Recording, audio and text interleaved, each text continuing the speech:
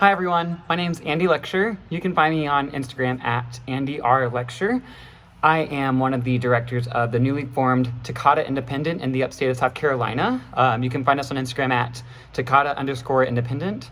And I'm also one of the directors of Squared Independent. You can find us on Instagram at SQD_Independent. Squared Independent is actually pretty unique. It's a completely virtual color guard, and we're going to stay that way forever. So if you are looking for a performance opportunity, or maybe you can't afford the local independent groups, or maybe you've aged out and there's no world-class guard nearby, or you just miss spinning, we are doing a series of color guard projects this summer. We're calling it the S2EI, which is Squared Summer Ensemble Intensive. So if you'd like to be a part of that, just click the link in the bio of our Instagram profile at Squared Independent. And we are also going to be producing a winter show every season with WGI. So if you want to be a part of that, click that link in the bio and let us know. So today, I'm going to be teaching you how to do a jazz split roll toss on flag. The first thing you're going to want to do, before you even touch your flag, I don't know why I'm touching this, you're going to want to stretch out. You're going to want to stretch out your legs, your hamstrings, the back of your knees, everything with your legs, because you're going to be doing a lot of splitting and jazz splitting, and just, it's going to be really hard for you and really hard on your body if you don't properly warm up. So go ahead and take a second, make sure you stretch. That's super, super important. So this toss is going to be broken down into several parts. I like to break it down by the body, by the toss, each separately before I even try to combine it. So there's a bit of a process here. We're going to start with the toss. It's at 45. You can do this really under a lot of different kinds of tosses. This is just the easiest one for me to do it because you can get a lot of time to do it by getting it nice and lofty and nice and high, and that gives you a lot more time to get this toss and get the body under it before you have to catch it. So I like to start with my hands splitting the cheaters, and on the bottom cheater, I'm going to have the flag tucked behind me, like this, and have the silk wrapped in front of me because I'm about to go this way, and that way I avoid any sails and getting it caught on itself. So that's going to be our position. I pass through flat at your eye level to make sure that we maintain the correct plane, especially on a toss like this when you're doing such crazy body. You've got to make sure you stay in your plane so that you don't end up going on a weird plane and having to split this way when it's rotating on this plane, and you're going to just get hurt if you don't do that. So you've got to make sure that you make sure to pass through flat right at your eyes and then behind your head to release the toss. So that's going to look like this. We're going to want to catch it silk up and make sure that you're really giving yourself height. Right now I'm actually not giving myself a ton of height. Go for a little slower and a little higher. So more energy with your right hand and less pulling with your left. You want to get more height and less speed on this. Like so. And that way you're going to give yourself as much time as possible to get the body.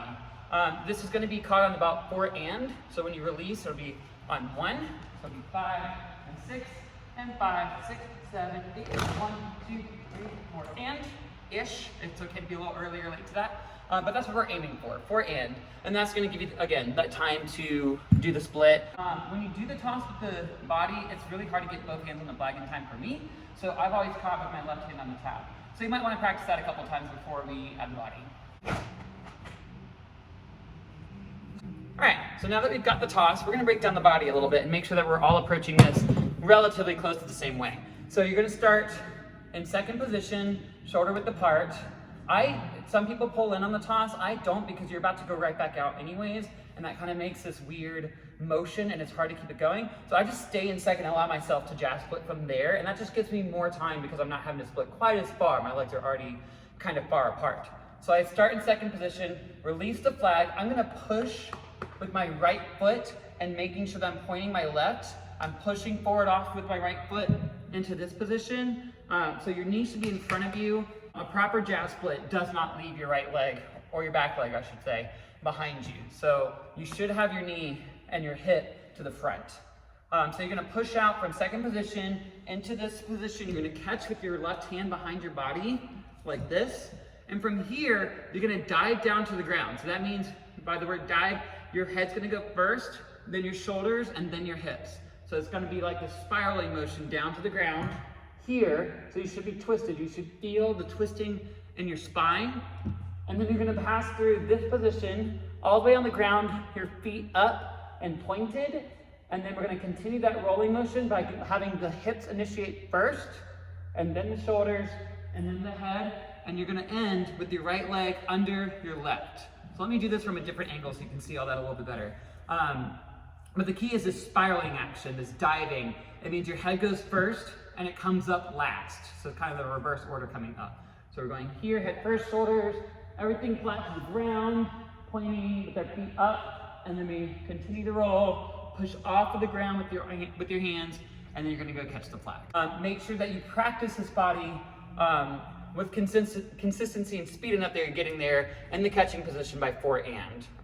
Preferably by 4, so you have an and count to like find the flag and get your hand to the tap. So I'm gonna practice this a couple of times to make sure I'm doing the body quick enough.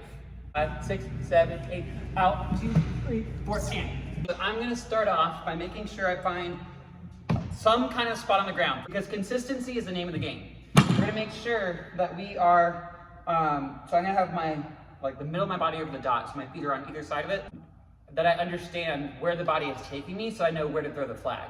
So I'm gonna do the body again and make a note of where on the floor that I end up. And it looks like I came to about splitting these two lines right here. So as long as I'm relatively in that neighborhood with my toss, I know that I'll be able to catch it. So now I'm gonna do just a toss and making sure that I'm holding on a little bit longer to make it travel to my left. So I'm gonna try it out. Okay, and you wanna catch it at about the level that you'll catch it when you do the body, so that's why I kind of bent over to catch it. But it looks like I got right in the neighborhood of halfway through, so that should be a catchable toss. Now the thing is, I'm gonna do this a few times in a row to make sure that I'm actually consistent with the placement of my toss. I don't wanna just do it one time and go for it, because then I don't know that I actually know what it feels like in my muscle memory. Now that I've got a feel for the toss, I'm going to go for it. So the thing is, I need to make sure that I release the toss the exact same way I just did. Don't change anything about it.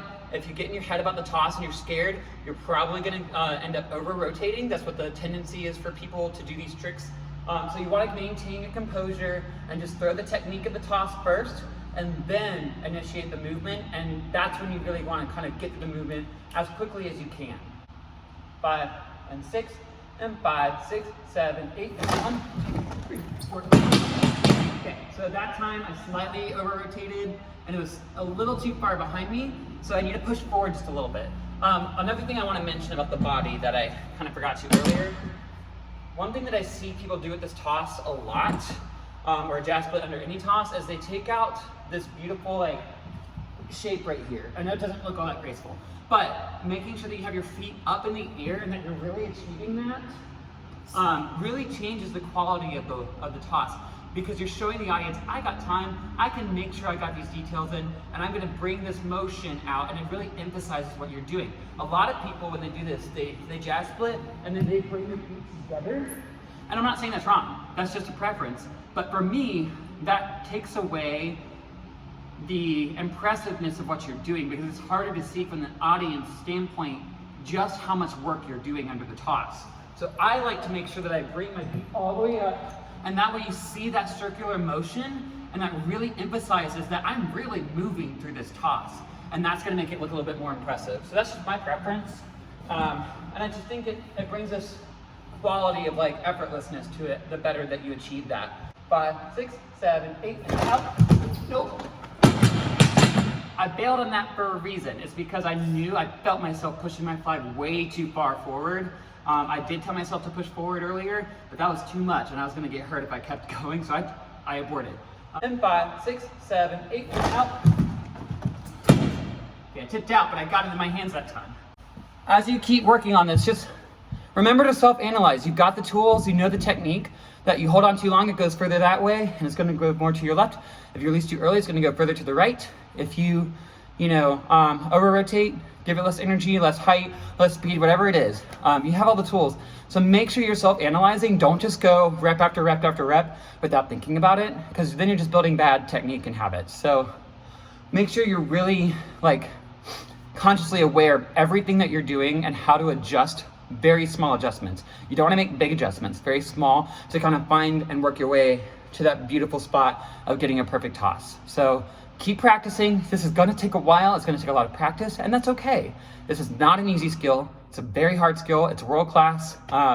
So it's okay if you struggle with it for a bit.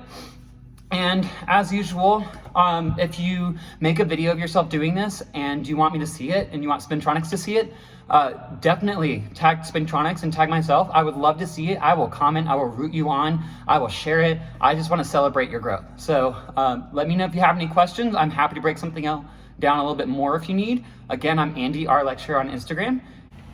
Also, if you enjoyed this video and you want to learn more about color guard, make sure you like this video and subscribe to the Spintronics YouTube channel.